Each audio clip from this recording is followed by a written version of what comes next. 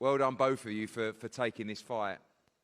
Josh, Leigh, we call this one last man standing.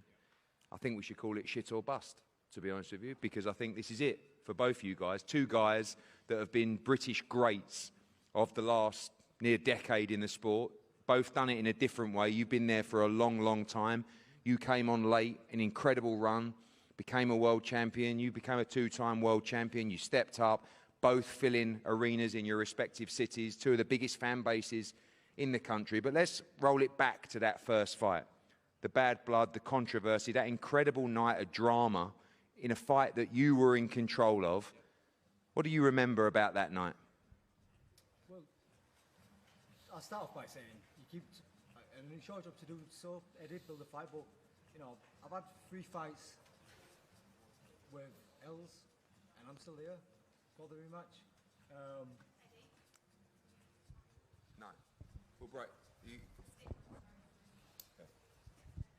2-1-2, can you hear me? Sweet Caroline. We're finally here, aren't we? It's been frustrating. I mean, I don't know what it is that's taken it so long.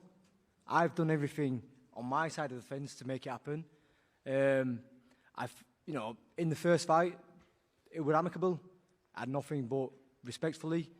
You know, I go as far as to say I hate him, but I don't like him now. You know, since the first fight, he's never shown any respect. All I ever did were answer questions of what went wrong and what I thought happened in the fight. But for me, did I feel Leigh going into the first fight? Probably not. I didn't. I thought the fight was going as I expected it, quite a steady way until that round 7. Got to make sure the same mistake doesn't happen again. But you know, up until that night, up until that moment, I was having an easy night. When you look back at the stoppage, of course, yep. No, I think one that there was arguments from everybody. Some feel that the fight should have been stopped. You certainly don't feel like the fight should have been stopped. You believe you should have been given the opportunity to fight on. 100%. I mean, I remember saying some bits in the post-fight press conference about hearing the bell. You know, when I watch it back, the bell goes when I'm on my back, but instinctively I walk to the corner. Now, you look at a few months later, you have likes of Robson Ramirez versus Rafael Espinoza, and he's doing a dance all over when Espinoza only gets knocked down, but goes on to win the fight. You know, a former stablemate of Leigh's, Anthony Joshua, you know, against Dubois, gets knocked down in his corner, and the bell goes. Himself against Conlon, you know, gets knocked down in his corner, and he's allowed to carry on. Now, on the official scorecards, out up on every round. You know, I'm regarded as one of the fittest in the game. I'm experienced at world level. Why not be given that opportunity? If we carry on the next round and Leigh knocks me out, then I don't get this chance to sit here, and what's done is done. I can't complain about it, but at least give me the benefit of the doubt, Eddie. I've always been there and thereabouts. You know, been stopped once before, but like I say, give me the opportunity to carry on. It's world level boxing. Leigh, as far as you're concerned, the stoppage was just on the night, but you were well behind in the fight. It was a tremendous fight, great atmosphere, but you believe you did your job that night and the referee was right to stop the contest? Yeah, for sure. I don't know. To say I was down on points, that means I didn't win one round, from 1 round to 7. I thought I at least won a round or 2, and then with the knockdown would have put it level. But regardless, it didn't get the distance anyway. But as Josh said, yeah, I got knocked down round 1 against Conlon, but I looked at the ref and I hold my hands up and say, look, I'm all right. And the ref went, yep, all right, sign, you're responsive. Josh was looking at fucking block 15, the opposite way to the ref. The ref was counting, his corner was screaming at him to turn around, and he didn't because he didn't know where he was. He didn't have a clue where he was. He thought the fight was already over. Why else would you walk to your corner and stand in your corner? You'd sit down if you thought it was the corner. If you knew where you was, you'd go to your corner and sit down. So he stood in his corner, hands over the ropes. The still wasn't in. The still wasn't in. You had your arms over the ropes. The referee's instruction, they come into the corner, right? They come into your change room before the fight. They say, show me, you're good, on the count of 8. You can see quite clearly I'm fucking annoyed with myself. I actually looked to the guy and say, well, whatever, block 15 you said. I say, for fuck's sake, because I'm disappointed. I'm annoyed with myself for getting knocked down and giving you a chance to get back into the fight. I turned round on 8, and he's already waving his hands. Yeah, No. Because you already counted. No. I meant to show that I'm okay and good to go by the count of 8, and I've done. No, you didn't. All right, okay then. It's going to be... If you'd have turned around and said to the ref, yeah, mate, I'm sad. I turned round, what else am I going to do? You already counted me. You ain't got all day, you know. You've got a footage, time frame get the footage up. I'll post it later. I've got it. Everyone's seen it. Right, yeah. What went wrong for you in that fight? I mean, you were behind, like you say. Impressed with the performance of Josh Warrington that night. It's not the first time you've been behind in a fight. You've come through. We saw it, of course, in the Conlon fight as well. I don't know if you can remember, but we did the same thing, exact same thing before the fight. We sat down, and I said to everyone there, I said, look, Josh may get success in this fight, but he'll work really hard for this success, and I will make him pay for that. And that's exactly what happened. Yeah, he won rounds, but at what cost? It cost him the fight. If he wants to do that again, he can do that again. He give me loads of opportunities. It's his choice. And if he doesn't give me them opportunities, I'll break him down another way. So it's like saying, oh, yeah, marathon runner, someone sprinted off for the first 200 metres. Yeah, but it was winning. It was winning the race. Yeah, he was. At what cost? At what cost did it cost him the race? When we talk about this fight, massively long-awaited rematch. I mean, should have happened a year ago, but we're here. When you look at the position that both you guys are in now, obviously you're coming off a great fight with Kakachi, but a defeat. Josh, had lost to Kakachi, came back, got a win under his belt. Who does this fight favour at this point in their careers? Where do you put yourself and where do you put Josh Warrington right now? As you say, it's shit or bust, innit? But I don't even know what I'm not even thinking about after this fight. I'm thinking about winning this fight. Do what I normally do. Prepare how I normally prepare. This is just as important as the first fight for me. Because if I lose this fight, it takes away the credibility of the first fight. So I need to make sure I do a better job this time. I don't know if I'm going to fight again after this fight. I haven't even thought about it. But for me, I need to win this fight. Everything comes down to winning this fight for me. When you envisage this fight and when you think about Josh Warrington right now, is that another stoppage victory in Nottingham on February 21st? Yeah, it's highly likely. It's highly likely. I'm preparing for Josh at his best. Like I did the first time I boxed him, I wasn't thinking about, right, it's coming off a loss or coming off whatever. I'm thinking, right, Josh doing what he does best, these things, I need to make sure I'm nailing these bits. And yeah, don't get me wrong, I've got a voice note on my phone from when you sent me the next day. The weight must have killed you. Yeah, it did fucking kill me.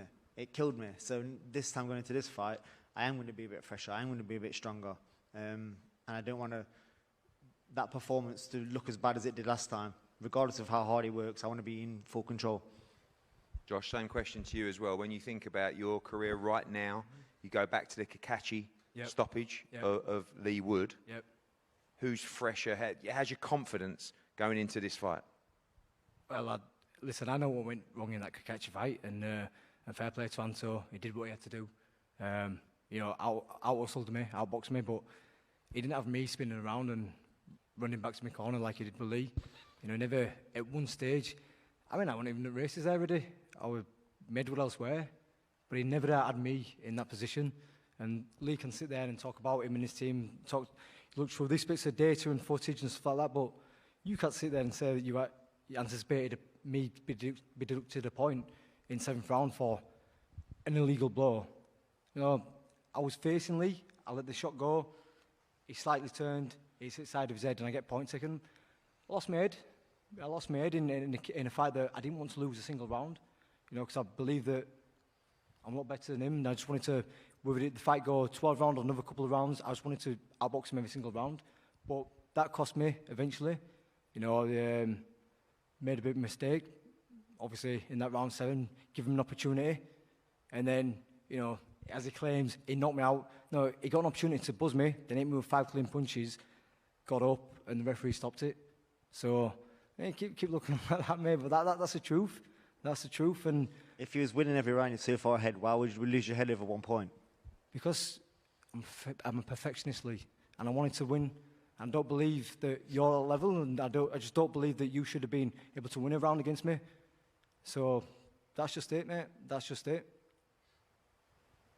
But do you know what, Eddie? Like, when I beat him in his own backyard, February 21st, if there's a third day, if he still wants to box, then I'd happily go to Leeds. I'd happily go to Leeds and have another one there. He's been wanting the stadium fight for some time. I mean, a couple of years ago when he told me he was going to sort out this Mexican mess and then got fucking sparked out by Lara, you know, that went shit to bust, didn't it? So if he wants that stadium fight, I'd give him a third. I'd go to Ellen Road, and we're like a fight in Leeds, don't we? When you think about, he said, I'm not even thinking about fighting after this fight. Do you put everything, all your energy into this moment? I said that before about, you know, the title of this. Do you feel that a defeat there could well be the end of the road? For both of you? Well, I mean, he's about 43 now, isn't he? So, you know, there's only so much you can do in this sport. But, you know, again, when we sat up here, you mentioned this is shit or bust, but I feel fantastic. You know, and over this last year, it's been something that I've really needed, because I think 11 years, gets a 30-0, ranked number 1 in the world, you know, top 10 in pound-for-pound divisions and things like pound-for-pound rankings. And then, you know, defeat, rematches, broken jaws, and then waiting 10 months, waiting 11 months for fights. It's like my head's been all over the place. And for, you know, last Christmas, you know, birth for my little baby son, and it's just made me step away from boxing. Now, I feel like I've resurrected. Fuck me, like last year, I'm on for 3 weeks because I'd retired. You know, and that's all I've known since I've been a 7-year-old lad, is boxing. It's shaped my life, it's shaped my family's life, it's shaped everything. But I've just put things into perspective, and I'm coming into this fight in a different mindset, and physically, well, you can't argue what I'm doing in the gym. And what adds to that is my mindset, and when my mind's on cue, then I beat anybody. Leigh, I get the feeling you are putting the pressure on. I know no fighter likes to say it, but, you know, I know after the Kakashi There'll be no third fight. There'll be no third fight. I promise you there'll be no third fight. You put everything into this fight, absolute must-win. Defeat for you is the end of the road. You put that pressure on yourself? Yeah, every time. Josh, you've travelled around the world, but you've always kind of done a lot of it in your backyard. Yep. Because of the massive fan base. And, you know, Leigh the same as well. But, you know, Sheffield was incredible for both of you. It was a neutral venue at the time. You know, no one wanted to go to Leeds or Nottingham. It was just that it was half Nottingham, half Leeds. It was fantastic as well. What's the buzz like about going into his backyard? And obviously for the fans as well, a little away day. I know it's not far to travel, but something very different for them. Well, I know I certainly won't be alone in there, you know. I mean, it is only me and him in the ring, but, you know, my support has always been fantastic. You know that, Eddie. They've always travelled in the numbers, and I'm sure they'll be enjoying a little away day in February. You know, we'll be segregated arena again. But, yeah, it's going to be nice, but it's just going to be like Sheffield. You know, for six rounds or so, each side of the arena were quiet. There was nothing. You could hear a pin drop at their side of the arena. And then, obviously... Good job it's not a 6-round fight then, isn't it? Yeah, well, that's it, yeah.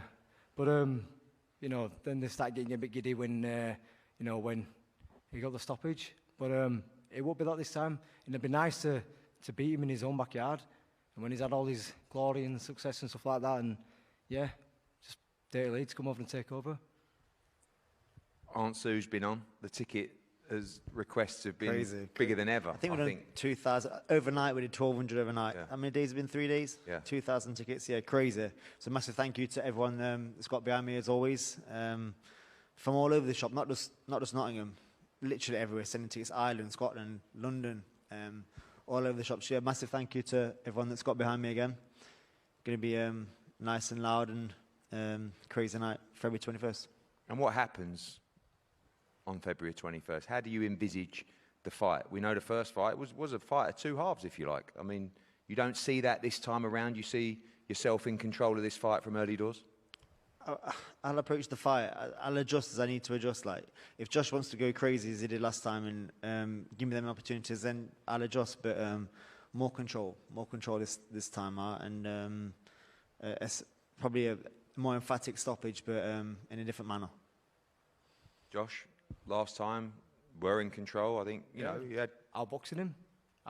You know, the beautiful boxer we're getting his head jabbed off. You know, with you by your head, getting my head jabbed off here. Yeah, boring. Yeah, you're getting outboxed. Like, simple as that. And then, like I say, gift of the gods. Like, lost my head with Michael Alexander. If you was winning that many rounds, 6 rounds, whatever, and you hit me with 400 punches, how come none of your punches was lucky? Why was none of your punches from the gods? Because I can answer it for you, but it's because I'm probably more resilient than you, but mainly I punch harder than you, a lot harder. So, right, okay. to summarise the whole fight, you need to be perfect for 36 minutes. Not take your eye off the ball once. I need to be perfect for 1 or 2 seconds. And I'll say, statistically, it's going to happen again. Right, okay, well, you know, a punch can change fight. You can all go away, being there yourself, you can go all the way down to the last punches in the 12th round. But for a lot of my fights, which have gone the distance, I ain't allowed that to happen. I ain't allowed mistakes to happen. I did let a mistake happen. And like I say, it comes down to, again, me losing my head in that 7th round. But you are going to get that blessing this time. You are going to get that blessing. There's moments in there where I can still see your face now in discomfort. And I have my reasons for, you know, keeping it to boxing. But, you know, this time round, I'm going to let you off the hook, mate. And we'll see. We'll just see. Leigh, you are renowned as being a puncher, and Josh has got a fair few stoppages, not as many as you. By his head, maybe. Oh, by his head. Fucking boring, mate. Change the record. There are more stoppage with his head than his hands, I'm telling you. Carry on, sorry. You mentioned the key word there, resilience. You talk about, hold on, just talk about stoppages. You're talking about what level? You're talking about what level? Well, look through his box rec. You know, I never, when we've been brought through Steve Wood, my manager, and my dad, Sean, I won't fighting likes of Eastern Europeans who've had 700 losses and 1 win. You know, I'm genuinely tough guys coming through. And at sometime in my career, I'll probably have bantamweight, super bantamweight, not bantamweight fighting for fucking featherweight titles. But, you know, I know I can dig, and he knows I can dig as well. So, you know, it doesn't matter what I've done to other people. It's about what happens between me and him. You were stopped against Leigh Wood. You were stopped against Kachi. You mentioned the key word there, resilience. Who's got the better chin? You talk about resilience. I didn't run off to my corner. I'd rather go on my back. He fucking sprinted to his corner when against Kachi. I didn't. I sprinted away from it to get a breather. My corner fractured through the top. He did. I'd have still been there. I'd have still been there to get knocked out. My corner saved me, really. I probably would have got chins, but my corner saved me. But I would have never jacked. You never seen me jack. In my whole life, you ever seen me jack? I've never seen anybody do 100 metres in ring.